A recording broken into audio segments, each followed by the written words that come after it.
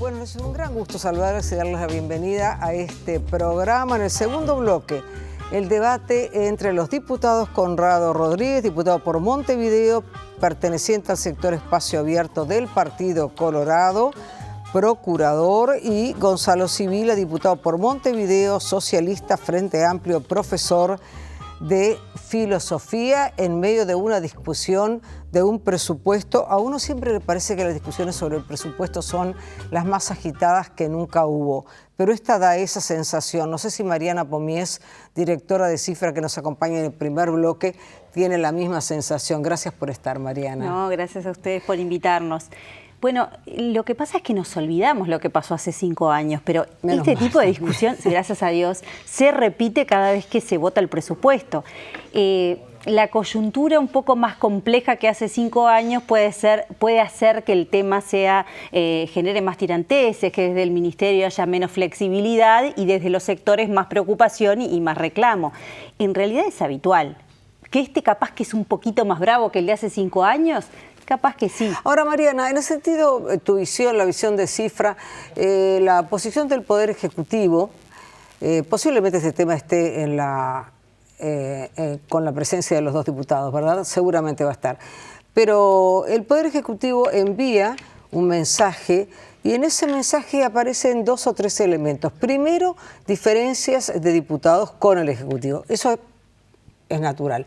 Pero además, como se vio hace muy pocas horas, diferencias dentro de la bancada del gobierno, con 3 votos que son y que marcan lo que algunos suponen la división sorprendente y no muy positiva para el Frente. ¿Vos cómo lo ves esto? ¿O no tan dramático?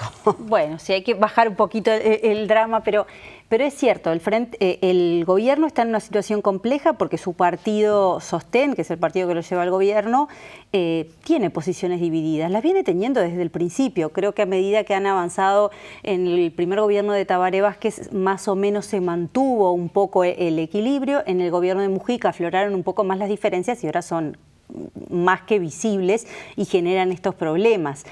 Tanto que nosotros acabamos de sacar una encuesta en donde le preguntamos a la gente cuál era el partido más unido, que tradicionalmente siempre había sido el Frente Amplio y hoy no le va muy bien en esa visión de unidad. ¿Cuál es el más unido, el blanco? Hoy es percibido el Partido Nacional, sí.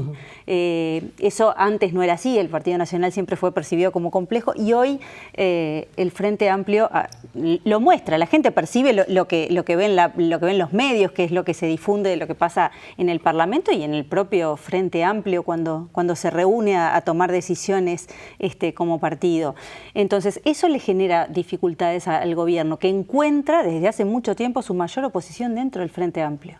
Porque, por otra parte, de acuerdo a los datos de Cifra, después de las elecciones nacionales, por ejemplo, la mayoría de los uruguayos aprobaría o aprueba la gestión de Astori, pero sin embargo no parece pasar lo mismo con la percepción de la situación económica, ¿no? Sí, eso es interesante porque la gestión es mejor evaluada que su obra, que sería la situación económica. Lo que pasa que la gente reconoce que no es solo obra del Ministerio de Economía, ¿no? Hay una coyuntura, hay una situación internacional, regional que afecta y la gente cree, si uno mira los números, que Astori está haciendo un buen esfuerzo, porque le dan una buena puntuación, incluso mejor que la gestión del presidente. Hoy le va mejor al ministro de Economía, que eso en cualquier país sería, el ministro de Economía, que siempre es el más cuestionado por lo que implica, le va bastante bien y mejor que al presidente.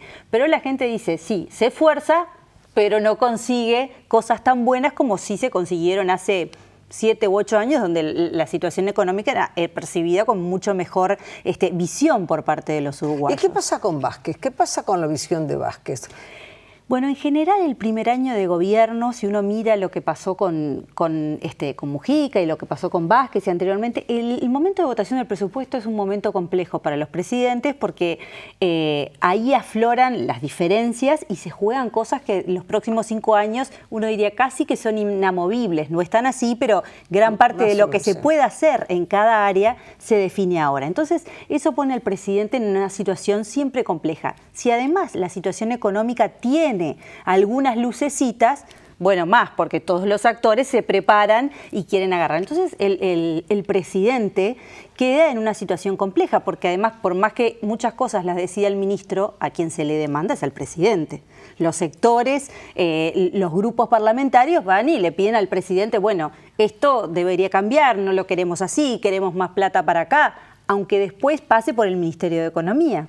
Entonces es lógico que el pobre Tabaré Vázquez en este momento le toca estar en un lugar complicado. Además, y se nota. Ustedes han marcado, creo también, o se ha marcado también, que es inevitable comparar a Vázquez con Vázquez, no solamente con Mujica, ¿no? Que este Vázquez no tiene, por ejemplo, el mismo gabinete que tuvo en su primera presidencia, ni tiene tampoco la misma bancada que tuvo en su primera presidencia. Ni él es el mismo de su primera presidencia, y eso también incide. A ver. A ver, lo de los ministerios es interesante porque cuando él llega a la presidencia, el primer gobierno del Frente Amplio, uno mira sus ministerios y era darle a las viejas y tradicionales figuras del Frente Amplio y de todos los sectores un lugar. Era entendible, después de muchos años de buscar llegar al gobierno con ideas y programas para cada una de las áreas, eso se repartió. Uno mira este gabinete y ya no es así. Sectores que tuvieron mucho peso en los gabinetes y que tuvieron mucho peso electoral están menos representados en los ministerios que otros que tal vez no tuvieron tantos votos, pero sí, por ejemplo, han venido teniendo áreas de gestión concretas en las que se han desempeñado con cierto éxito. Entonces, si uno mira los ministerios, no se distribuyen igual que las bancas parlamentarias. Eso ya es un problema, ¿sí? A lo que se suma la complejidad de un Frente Amplio que no es el mismo de hace 15 años, que hace 15 años llegaba al gobierno con expectativa y a la vez con cierta paciencia para algunas cosas, porque recién se empezaba. Este es un Frente Amplio que dice ya es el tercer gobierno y hay sectores que se empiezan a impacientar porque hay cosas que se vienen proponiendo desde hace mucho tiempo y tratando de implementar en los últimos 10 años y que ven que, bueno, hay que hacerlo. Pero vos tú decías, pero tampoco Vázquez es el mismo. No. A ver. Todos, 10 años más para cualquiera se nota la diferencia. No estoy diciendo con esto ni que el presidente esté viejo ni enfermo, no es lo mismo. El ciclo vital incide y además el haber pasado por la experiencia de gestión también incide. Le da ciertos aprendizajes, ciertos cansancios, no tiene los mismos socios que tenía hace 10 años, porque Mujica hace 10 años jugaba un papel y hoy juega otro. Mujica es un expresidente y eso para cualquier presidente se sabe que lidiar con los expresidentes es bravo y en el primer gobierno era un socio, era un ministro en algún momento y un actor muy importante que le ayudaba a balancear y a regular algunas cosas a la interna y hoy juega otro papel. Ahora, por otra parte, porque van a estar acá Conrado Rodríguez, reitero, y Gonzalo Sibila, integrante de la bancada de gobierno, por otra parte el mensaje presidencial, el mensaje del Ejecutivo contiene elementos que apoyan a ministros como Bonomi, que es mujiquista, claramente, y Eleuterio Fernández Huidobro, que sin ser mujiquista es un hombre asociado a, ¿no? Está en esa línea.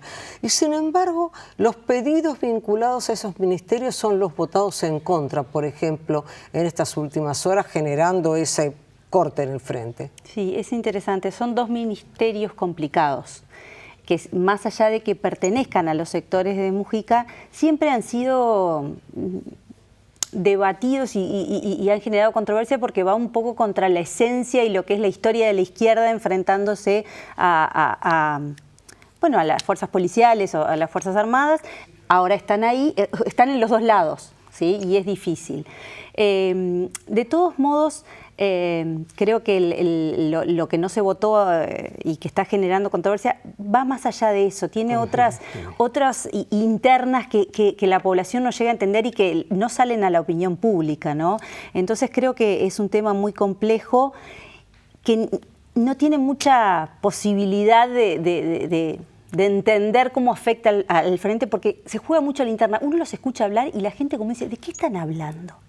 ¿sí? Si la republicana, si la gente no entiende la diferencia entre una y otra y por qué no se pueden juntar. Dice, a ver, si abaratamos costos y solucionamos problemas, ¿por qué no juntarse? Son cuestiones mucho más complejas de lo que la opinión pública puede dilucidar. Entonces no queda claro cuánto le afecta a esa imagen de unidad y cuánto le afecta al propio gobierno. Otros temas sí pueden, el tema de los presupuestos a determinados sectores son más entendibles. Salud, enseñanza, ¿no? Eso la gente, y es más sensible, pero eso otro parece más complejo, ¿no? Ahora, Mariana Pomies, finalmente, cuando uno se plantea qué es lo que las personas queremos o esperamos, está vinculado mucho a la vida cotidiana. ¿Para cuánto nos alcanza el dinero, nuestro estilo de vida? El pan con manteca, como decimos.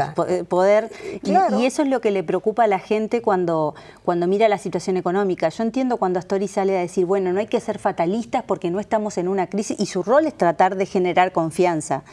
Pero el individuo común que va al supermercado, que va al almacén y ve que los precios aumentan y que no sabe qué va a pasar si los sueldos le van a aumentar y que a veces le parece que aumenta mucho más el pan con manteca de lo que aumentó mi sueldo, porque uno pierde un poco las perspectivas y es lógico y se siente un poco preocupado. Y Astori dice, bueno, no hay que dramatizar, los dos cuestiones son entendibles. Pero hoy por hoy la preocupación por la situación económica es más alta que hace 6 meses y que hace un año claramente. Ha ido aumentando como posible problema desde la percepción de opinión pública y además la coyuntura de votación de presupuesto ayuda. Porque justamente los que tienen que reclamar lo hacen desesperadamente porque saben que es ahora o ahora y entonces juegan también su cuota de incertidumbre. ¿Y por qué protestan tanto? ¿Por qué piden tanto? ¿Por qué dicen que no está cláusula que capaz que si bien sube la inflación pero entonces puede subir?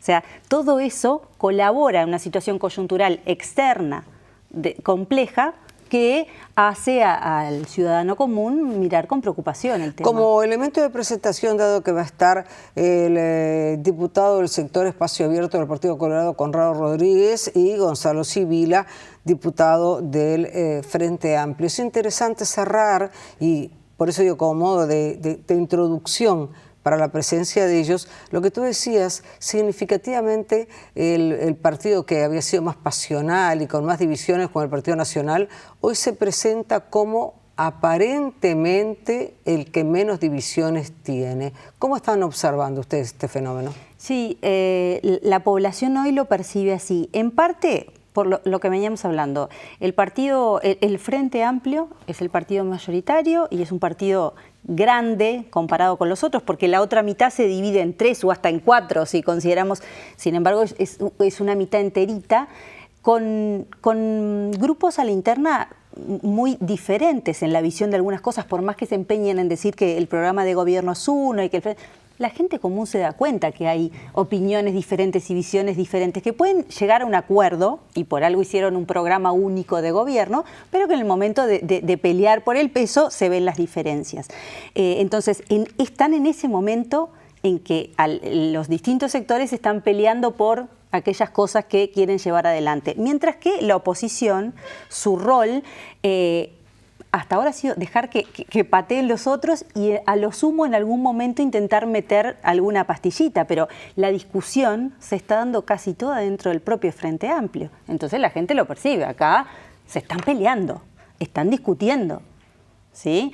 Y eso afecta la imagen, que no es dramático, que no necesariamente implica, como se hablaba de una ruptura del Frente Amplio. Bueno, hay que esperar a ver, porque las heridas se pueden curar y con buenos parches las cosas pueden funcionar. Pero en este momento uno ve muchas divisiones que en los otros, por lo menos en el Partido Nacional, el Partido Colorado es otra historia, tiene otros problemas. Sí, entonces ahí sí es complejo.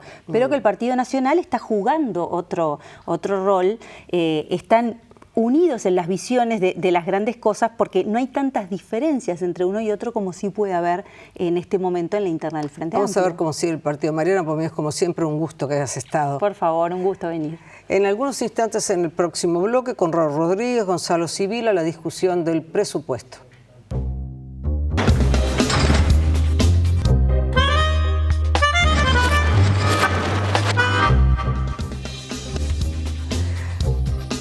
Para mí es un enorme gusto recibir en este programa a Conrado Rodríguez, diputado por Montevideo, perteneciente al sector Espacio Abierto, Partido Colorado, procurador, nieto del doctor Renán Rodríguez, un hombre que se destacó en su tiempo como político y periodista, pero tu padre también estuvo en la política. Así Exacto. Que viene del ADN. Sí, es un poco así. Mi padre también ejerció la política, hasta hace no mucho fue vicepresidente de la Corte Electoral, así que bueno, tuvo una familia dedicada a la política. A la política. Y en el caso de Gonzalo Sibila, el gran gusto de recibirle nuevamente, diputado por Montevideo, socialista, Frente Amplio, profesor de filosofía, viene de una familia de tradición izquierdista. Y mi primera pregunta tiene que ver en un doble sentido. La prensa destaca, por lo menos algunos sectores de la prensa, destacan manifestaciones que hizo el diputado Jorge Gandini a raíz del tema del juego, dentro de los puntos del presupuesto.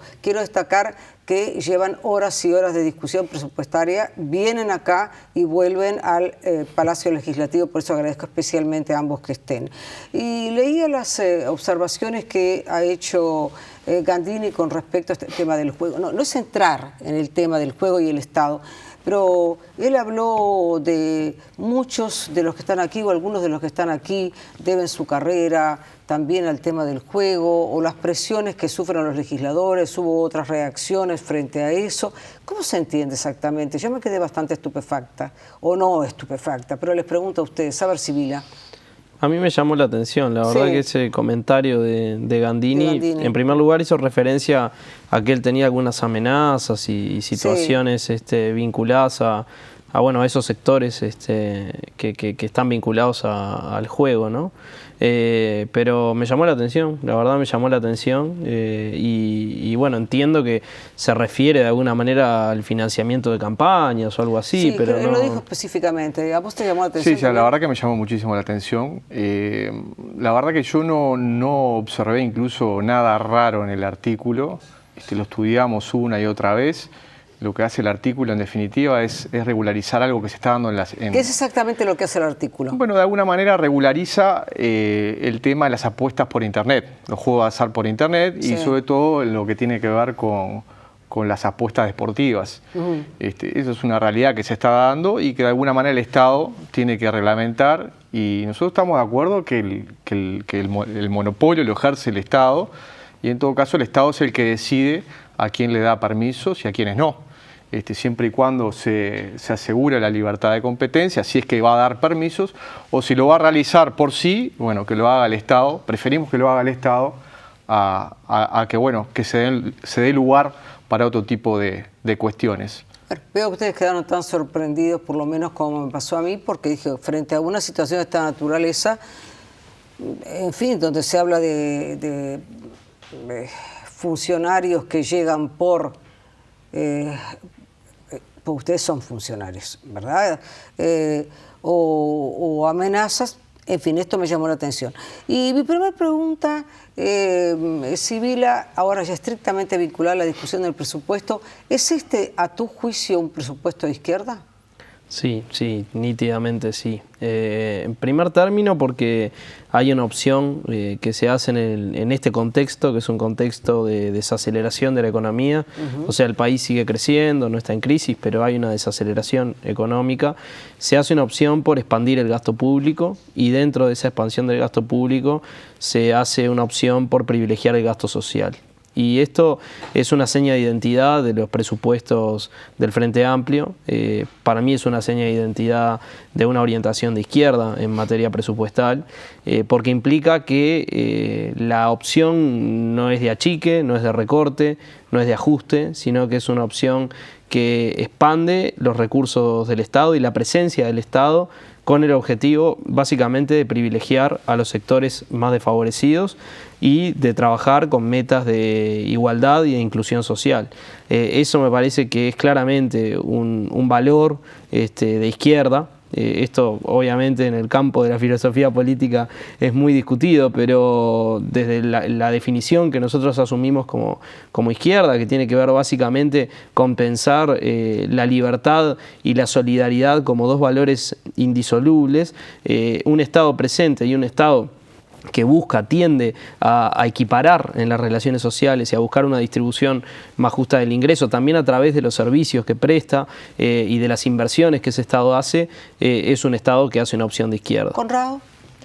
Bueno, yo no sé si es un presupuesto de izquierda, de derecha, de centro. Lo que sí sé es lo que vemos, que es un presupuesto que tiene algunas problemáticas muy fuertes. Un presupuesto desfinanciado, está desfinanciado en casi 2.000 millones de dólares y por más que se tienda así a intentar gastar en determinados lugares del Estado o incrementar el gasto público, bueno, también hay que tener en cuenta de que uno tiene que ser responsable a la hora de los gastos, porque en definitiva lo que puede provocar es que en un futuro traiga mayores complicaciones. Puede ocurrir perfectamente que parte de este presupuesto no sea ejecutado porque justamente no se tienen los ingresos fiscales suficientes como para poder ejecutar, y creemos nosotros también de que también se ha generado una cantidad de ingresos a la administración pública. Se dice que casi 4.000 cargos públicos se están creando en este presupuesto, se han creado una cantidad de cargos de particular confianza, se han creado también aumentos salariales para los cargos políticos, así que yo no sé si eso es de izquierda, de derecha, de centro. Lo que sí sé y lo que veo en el presupuesto es que hay algunas cuestiones que rechinan un poco y que me parece que tendríamos que ser un poco más responsables para que justamente la situación no se desmadre en un futuro. Precisemos una cosa, el punto principal de discusión del actual mensaje presupuestal, ¿sería Sibila, o no? Yo creo que el punto central de discusión es qué hace el Estado en este contexto de desaceleración de la economía, ¿no? ¿Qué hace el Estado para sostener en este contexto externo un proceso de crecimiento con inclusión social, o sea, de crecimiento con la gente adentro y no con la gente afuera, porque tenemos experiencias de crecimiento económico en el país con exclusión social y con incremento de las desigualdades. Entonces, ese es el camino que nosotros no queremos transitar. Hay una discusión, Sonia, que se reedita una vez sí y otra también cada vez que el Frente Amplio presenta un presupuesto, que es esta que mencionaba Conrado. Se nos dice siempre que nuestros presupuestos están desfinanciados y además se dice sistemáticamente que deberíamos aplicar políticas contracíclicas. Partidos que no han aplicado en general políticas contracíclicas, por lo menos no en los momentos más complejos, en los momentos de restricción económica. Sí. La política contracíclica se define por justamente en los contextos en que se restringen las posibilidades de la economía gastar, y en los contextos en los cuales hay crecimiento, ahorrar. Nosotros esa opción, que la compartimos desde el punto de vista conceptual, es una opción que no podíamos hacer en el Uruguay del 2005 y que no podemos hacer todavía. ¿Por qué? Porque el país está creciendo, pero el país necesita gastar más porque todavía tiene mucha deuda social con su gente. Nosotros no podíamos esperar 10 años ni 15, esperar a que viniera un ciclo económico desfavorable para después gastar. Necesitábamos expandir el gasto porque si no, no hubieran habido políticas sociales. Nos detenemos un minuto allí, porque Conrado viene de un partido, pertenece a un partido, la expresión de Valle Ordóñez de el Estado escudo de los débiles me parece una maravillosa expresión. Totalmente. Aplicable además a lo que debería ser la política. Totalmente, ¿no? Sin duda. La política tiene que estar al servicio de la gente, sin duda. Y aquella política que se refiere a poder mejorar la condición de vida de la gente es una buena política. Ahí estamos totalmente de acuerdo y nosotros creemos en un Estado muy presente. Entonces, y vamos a defender siempre. A ver, creemos que en determinadas cosas, bueno, hay una cantidad de gastos superfluos del Estado en el cual el Frente Amplio no ha acotado. Incluso se ha incrementado, ¿no? Ejemplos. Ejemplo, a ver, los gastos claramente en estos cargos políticos creados es un ejemplo clarísimo. El ejemplo de concentración de poder en Presidencia de la República a través de la creación de secretarías que implican más funcionamiento, más gasto de funcionamiento, más cargos de particular confianza, cuando son materias o tratan materias que en verdad ya estaban en los ministerios.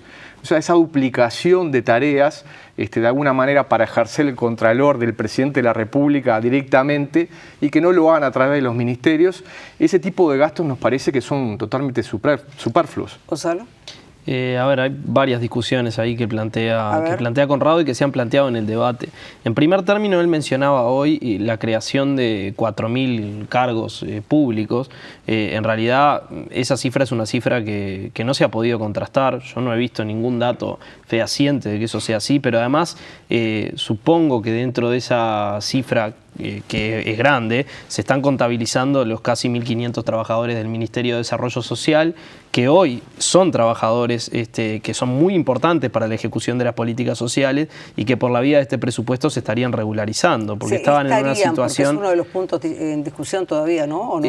Hoy aprobamos en realidad esta norma por la cual se les da la posibilidad a estos trabajadores de pasar por un concurso y pasar a ser funcionarios presupuestados del Estado, pero esa norma tiene que pasar todavía por el Senado y bueno, concluir el proceso de aprobación. Pero más allá de este tema, se ha hablado mucho de la cuestión de los cargos de confianza. Nosotros, si algo hicimos en la bancada del Frente Amplio, fue examinar ese tema. Varios de los cargos que se crean, que en realidad tienen que ver con nuevos organismos, que son organismos básicamente coordinadores dentro del Estado, que son estos organismos que Conrado dice se sitúan en la órbita de presidencia, tenían determinadas remuneraciones y nosotros hicimos la opción de bajar esas remuneraciones. Incluso en algunos casos venían presupuestados algunos cargos que no votamos, que el propio Frente Amplio no votó, como una señal política, en un contexto en el que justamente estamos dando otras discusiones muy importantes para la sociedad, como el presupuesto para la educación, como el presupuesto para la salud. ¿A lo vamos a ir? Ahora, Conrado, en el caso justamente del MIDES, porque es uno de los temas... 1.500 funcionarios. 1.400. Bueno, esa fue la discusión que se dio en el día de hoy. Sí. En verdad, lo que sucedió y lo que dice la norma presupuestal, lo que está en el proyecto de ley de presupuesto, es que la gente que reviste funciones en las ONG que contratan con el MIDES serían los que pasarían a ser funcionarios públicos. Debe ser un tema polémico en la administración anterior. Sí, fue un tema polémico y ahora se vuelve a plantear esta norma, pero es una norma distinta que incluye además un proceso de concurso. No, eso es lo que no se dice en general. Pero lo que dice es que pasan directamente a un régimen de provisoriato, que es un régimen anterior a la presupuestación, y que obviamente van a terminar en la presupuestación. Nosotros lo que dijimos en sala es que nosotros estamos de acuerdo con aquellos que vienen trabajando en el Ministerio de Desarrollo Social, que puedan concursar, que tengan sus méritos, sin duda los tienen, pero que eso esté en las bases de oposición y méritos dentro de un concurso, y que también se le dé la posibilidad a muchísimos funcionarios, inclusive del Estado, de que puedan ser redistribuidos en el MIDES. Sin duda hay una cantidad de gente especializada en las materias que trata el MIDES, o incluso también poder ejercer la igualdad de condiciones. Hay muchísima gente que quiere entrar a la administración y de alguna manera lo que se le está diciendo es los que trabajan en las ONG son los que entran y el resto no.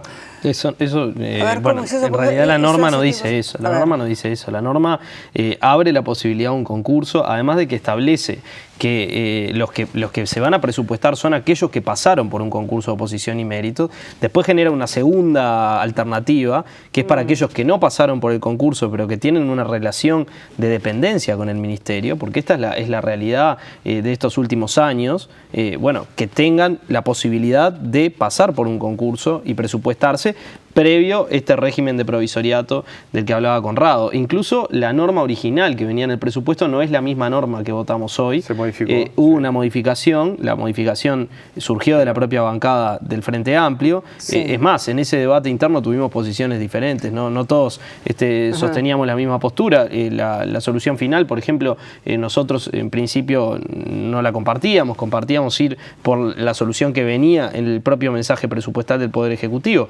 Pero en todo caso, si se dio esa discusión es porque teníamos la preocupación de que la presupuestación se diera, por un lado teniendo en cuenta la experiencia y el trabajo de todos estos trabajadores en trabajo de campo, básicamente, en políticas sociales, y por otro lado garantizando el acceso democrático y transparente a la función pública. Hay un tema en este sentido, en cuanto a que el objetivo de muchísimos ciudadanos es ser funcionarios públicos. Esto es un tema que está en permanente discusión, por una serie de cosas, por certezas, por una serie de cosas. Y por otra parte, el peso del Estado, cómo se sostiene en una población envejecida y envejeciendo. Yo no estoy tomando abogado del diablo de nadie, estoy preguntando a propósito pero es una de esta situación discusión. de hecho, Sonia, porque en la actualidad tenemos 293.000 funcionarios públicos y en los últimos 10 años, durante los gobiernos del Frente Amplio, entraron 60.000 a la administración. No solamente 60.000, sino que aquellos que se fueron generando las vacantes por jubilaciones o por renuncias, se fueron proveyendo. O sea, son 60.000 más de lo que terminaron siendo en el último gobierno del Partido Colorado. Obviamente que, a ver, nosotros creemos en un Estado muy presente, el Estado tiene que estar sobre todo en los cometidos esenciales que los debe prestar el Estado, sí. Pero creemos que hay una cantidad de actividades en las cuales, bueno, hay que asegurarle también a los privados a través de una reglamentación. El Estado tiene que ser, en ese caso, tiene que reglamentar su actuación.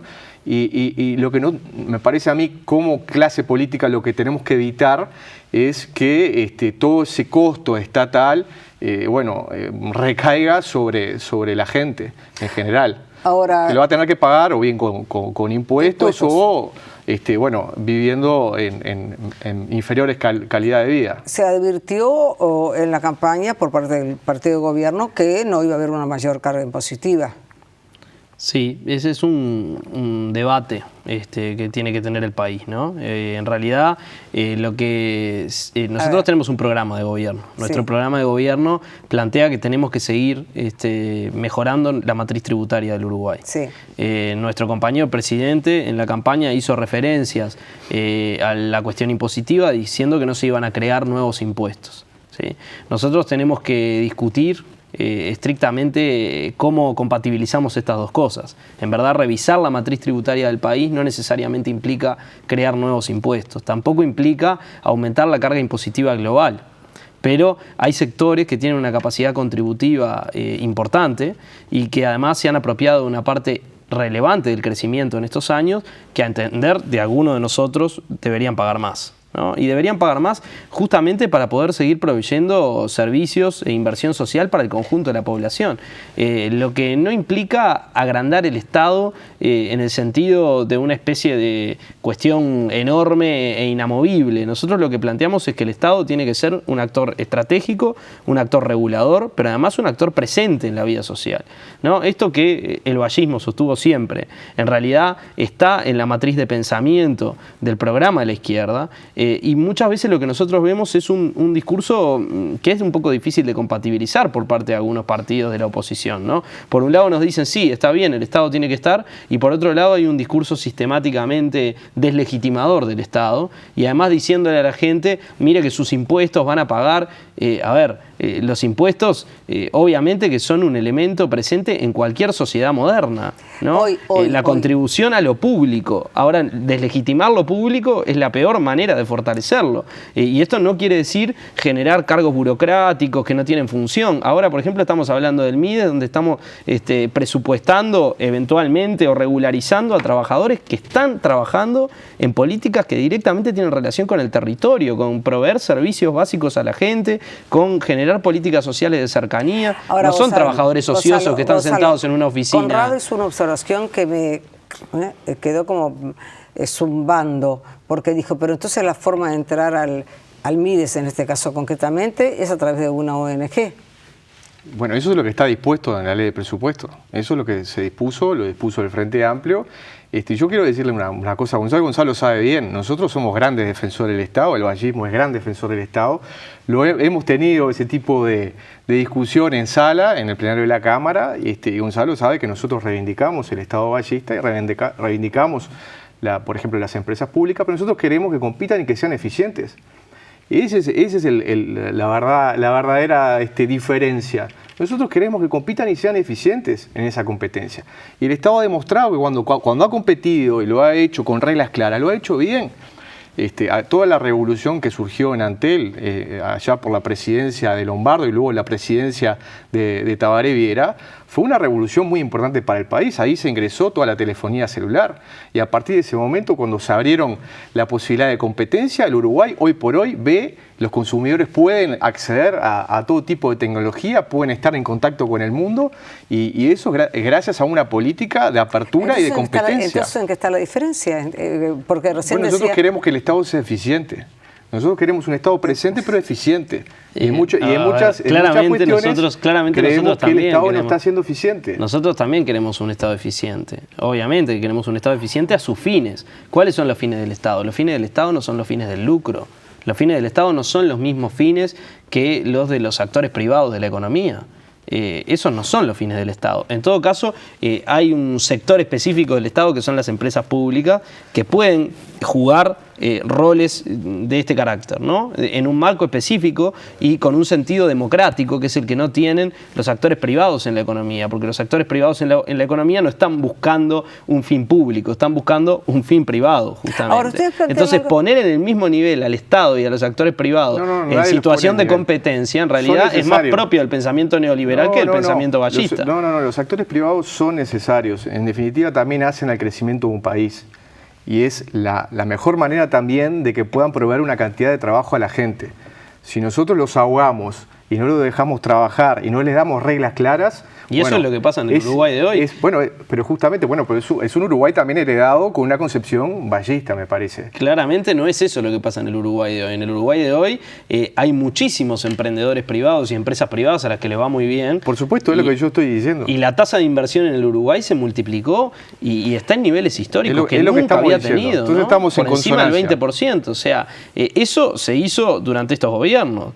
Entonces, a la izquierda se le ha achacado sistemáticamente una visión estatista, que en realidad es más propia de la matriz ballista que de la matriz de la izquierda. Nosotros incorporamos de lo mejor de las tradiciones de este país algunas cosas. Las grandes inversiones que han venido a este país, por ejemplo, lo que fue Bosnia, lo que ha sido todo el tema de la celulosa, ha sido por una política de Estado del vallismo, es una política de Estado del primer gobierno de Sanguinetti.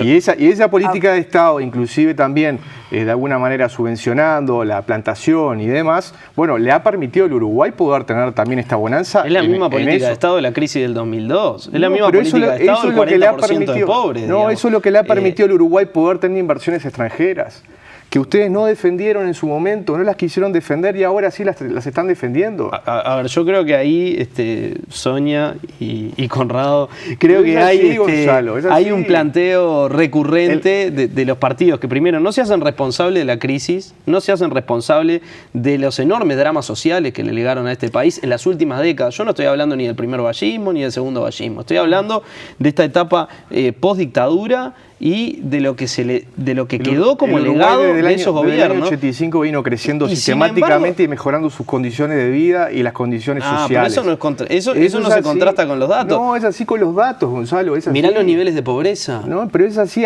Pero mirá los niveles de desempleo. Bajó la pobreza muchísimo. Ahora, este planteo, digamos, me permite formularles lo que para mí es una pregunta central. Se ha definido y comparto que el gran dilema moral de este siglo es la desigualdad. Uno puede ir a la desigualdad de los africanos, pero este es el continente más desigual del mundo, ¿verdad? Entonces yo me pregunto, en este país, en este momento, ¿este presupuesto va al tema de la desigualdad, toca el tema de la desigualdad, busca de algún modo, busca que ese tema sea crecientemente disminuido? Yo introduciría un matiz en el planteo que vos hacés. Todo lo que sea. Yo creo que es más que la desigualdad son las desigualdades en plural, ¿no?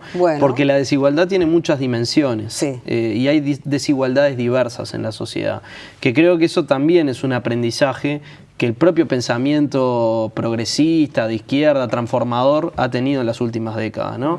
Nosotros siempre hemos pensado a la sociedad en términos de las desigualdades de clase, que son muy importantes, pero hay otras desigualdades también, las desigualdades de género, las desigualdades vinculadas a las distintas formas de discriminación que existen en las sociedades en las que vivimos. Yo creo que primero me parece que es hasta ocioso decir que en los gobiernos del Frente Amplio se ha avanzado en tratar de mitigar esas desigualdades.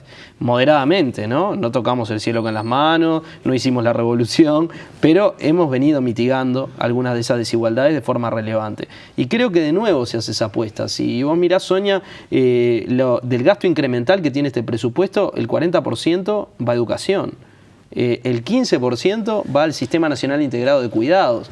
El Sistema Nacional de Cuidados, que es una discusión que ha estado mucho en boga en estos días, es una política que no se le ocurrió a ningún otro partido en este país, se le ocurrió al Frente Amplio. Le han hecho una amputación muy importante, ¿no? Bueno, en realidad la amputación al sistema de cuidados a la que vos haces referencia es una discusión que tuvimos en la bancada sobre reasignación de partidas, en la cual algunos de nosotros tuvimos posiciones públicamente conocidas, entendíamos que no había que tocar la presupuestación de ese sistema, pero finalmente encontramos una solución que no afecta el cumplimiento de las metas del sistema de cuidados. Se le retasean 200 millones de pesos al Sistema Nacional Integrado de Cuidados. Me parece que obviamente que en algo va a modificar los objetivos que pueda alcanzar. Pueden lentecer algunos de los objetivos para el primer año. Nosotros hubiéramos preferido que los recortes vinieran por otro lado. Lo quiero dejar bien en claro. Bueno, pero entonces, antes que nada, prefieren que haya sistema de cuidados. Pero vamos a hacer una apuesta. Vamos a hacer una apuesta. Sin duda, si esto es bueno para la gente, vamos a apostar. ¿Qué hubieras recortado? ¿Qué hubieran recortado? Bueno, yo lo que he visto en el presupuesto, hay una cantidad de gastos de funcionamiento, hay 7.000 millones de pesos más que lo que venía del presupuesto anterior, que yo creo que de ahí se podía recortar muchísimo. También he visto algunos gastos, por ejemplo, de la Comisión de Salto Grande, que eran gastos bastante importantes, incluso el incremento era cercano a los 350 millones de pesos anuales, cosa que a mi juicio, me parecía como que estaba fuera de órbita. Así que creo que había lugares para poder recortar, y no necesariamente justamente donde se había hecho el acento en la posibilidad de una política social integradora, que esperemos que sea el sistema de cuidado. Nosotros vamos a apostar a él. ¿Cómo que no? Nosotros queremos que el sistema de cuidado funcione y que sea algo bueno para el país. Nosotros estamos dispuestos a estudiar la iniciativa, que todavía no ha sido aprobada, que está el proyecto de ley, pero sin duda en el presupuesto ahora estamos votando todas las partidas para el sistema de cuidados. El Partido Popular lo está votando. Ahora, en este momento se ha dado una situación vinculada a 3 diputados del oficialismo y vinculada justamente, entre ellos Darío Pérez de la Liga Federal, Semprún, en fin. Y en esas circunstancias, ¿qué va a pasar? ¿Qué va a pasar en esas circunstancias con nuestra fuerza política? Sí, con el presupuesto. Bueno, con el presupuesto la situación, primero en términos más descriptivos, digamos, sí. La situación es que hay algunos compañeros que decidieron desoír un mandato de la bancada del Frente y no votar algunos artículos del presupuesto. Esos artículos no son artículos que tengan impacto en la distribución de las partidas del presupuesto, ¿no? Sino que son artículos de corte más político, salvando el caso del artículo referido al Ministerio de Defensa, que tenía 2 componentes. Un componente que era el incremento salarial del personal subalterno de las Fuerzas Armadas, cosa que para nosotros es muy importante porque son salarios muy bajos, que hemos venido recuperando pero muy lentamente, y el otro componente que era una parte del financiamiento de esos incrementos salariales con supresión de vacantes, o sea, suprimir algunos cargos, digamos, dentro del Ministerio de Defensa que quedaban vacantes, no renovarlos, digamos, ¿no? Esto en una política de reducción del tamaño de las Fuerzas Armadas. Sí. Nosotros presentamos un sustitutivo, el Partido Colorado presentó un sustitutivo que le daba los aumentos salariales a los grados inferiores de los escalafones militares, que sin duda ganan muy poco. Realmente cuando vimos la planilla de comparaciones y demás, realmente ganan muy, muy poco. Y bueno, finalmente no fue acompañado, no fue votado. No tenía financiamiento. Sí tenía financiamiento, sí, rentas generales, como rentas generales financia una cantidad de cosas. Pero no se financia sin presupuesto. No, pero el artículo en discusión no establecía que lo que se suprimía iba directamente para esos aumentos. Fíjate, la redacción no lo decía expresamente. Si bien los montos eran iguales, no decía que con eso se le daba los aumentos. Eran reasignaciones dentro del propio inciso. O sea, ahora, vos, en el presupuesto, yo la verdad que no soy experto en esto y estoy empezando a conocerlo, pero vos necesitas especificar de dónde sacás los rubros para cubrir un determinado gasto. Sin duda. La voluntad, obviamente, no era la voluntad del Partido Colorado. En primer término, era la voluntad de la fuerza política de gobierno, que lo envió en el mensaje presupuestal, y era la voluntad compartida, aparentemente, de todo el Parlamento, en el sentido de incrementar los salarios del personal subalterno de las Fuerzas Armadas. El tema es que uno de los componentes del financiamiento de ese aumento era la supresión de vacantes. Al no votarse no estaba el artículo, en el artículo con no esos dos componentes, sí, estaba previsto. Igualmente, había una cantidad de lugares dentro del Ministerio de Defensa que se podían haber recortado.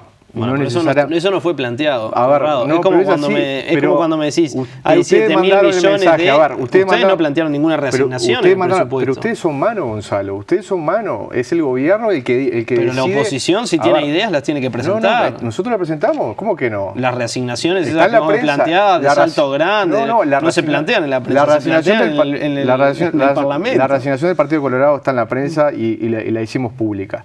Lo que sí es el gobierno. La prensa no se arma el presupuesto. Gonzalo, es el gobierno el que sabe dónde puede recortar, es el gobierno que sabe dónde hay bolsones para recortar, no es la oposición. La oposición no maneja los números del Ministerio de Defensa, es el gobierno.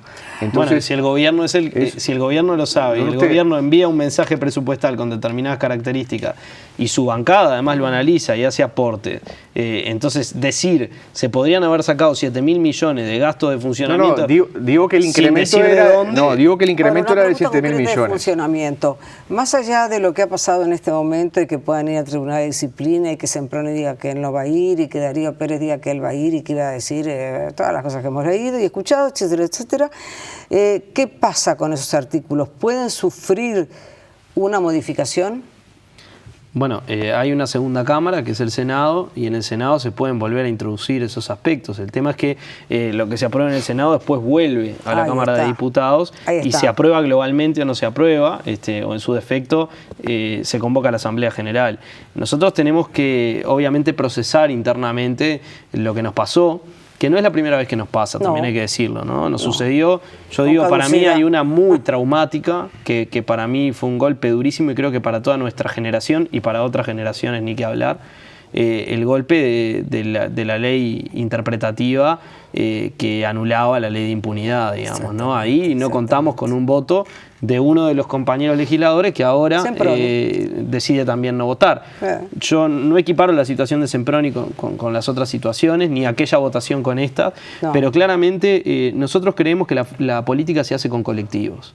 Y nosotros dimos discusiones, Sonia, te consta porque es público, le consta a la sociedad, dimos discusiones y las perdimos. Perdimos varias discusiones en la bancada. Incluso podemos decir públicamente qué pensamos sobre algunos temas. Ahora, no vamos a votar distinto a lo que nuestra fuerza política decide votar porque no estamos ahí porque somos lindos, porque la gente un día se les ocurrió votar. No estamos ahí por un programa, por una propuesta colectiva que es la del Frente. Entonces respeto los planteos de los compañeros, pero hay límites que pero puede haber cambios, pero vamos a ver. Sonia, pero hay temas que pueden ameritar justamente que los diferentes actores políticos, no quiero entrar en la interna de ningún partido, pero que puedan establecer claramente que no están de acuerdo. Muchísimos legisladores del Frente Amplio dijeron que no estaban de acuerdo con el pasaje de la policía caminera a la Guardia Republicana. Muchísimos legisladores. Lo dijimos, nosotros también. Pero... Tú lo dijiste, eso es verdad, estábamos en comisión, lo dijiste. Entonces, que algunos legisladores del Frente, que de alguna manera tuvieron la coherencia de poder explicitar esto en el pleno de la Cámara, más allá de su voto, que ahí sí comprendo la situación interna del Frente Amplio, yo realmente saludo y aplaudo que puedan reivindicar su libertad de pensamiento en temas que son trascendentes para el país, no son banales. Una cosa es reivindicar la libertad de pensamiento, otra cosa es la disciplina partidaria. No, por eso no me quiero meter en el reglamento interno que tiene el Frente Amplio. Son cosas diferentes. Pero a ver, uno tiene que reivindicar la libertad de pensamiento de la gente. Sí, sin eso duda, sin duda. Bueno, pero eso nunca estuvo en cuestión. Nosotros, es más, no es la primera vez, en muchas ocasiones, compañeros legisladores del Frente han planteado puntos de vista discordantes con los de la mayoría. Pero el tema es que cuando vos estás en un colectivo llega un punto que si no encontrás una síntesis se vota y la mayoría resuelve. Y bueno, y podrás decir yo no estoy de acuerdo con esto, pero lo acompaño porque, a ver, uno se puede equivocar, puede estar en lo cierto o puede estar en un error. Ahora, las decisiones se toman colectivamente o se toman individualmente. Entre esos dos extremos yo creo que en los colectivos tienen menos chance de errarle que una persona aislada diciendo yo con esto... Pero da para un programa en sí mismo. No te puedo decir una sola cosa, porque lo que se dijo en los bloques anteriores. Sí. La bancada del Partido Colorado, en este presupuesto, la bancada de diputados del Partido Colorado ha votado siempre en bloque y siempre, obviamente, habiendo discutido previamente las cuestiones del presupuesto. Es interesante, en un partido con tantas complejidades. Por eso, cuando se habla de ese tipo de cosas, también hay que hablar de ese tipo de otras. Sin duda, sin duda. Para mí ha sido un gusto, Conrado, Gonzalo, haberlos tenido en este programa. Sé que vuelven ahora al Palacio Legislativo. Les deseo la mejor supervivencia. Amigos, no, al contrario, gracias, Sonia, por la invitación. Discutir el presupuesto. Gracias por haber estado el próximo miércoles 22 horas.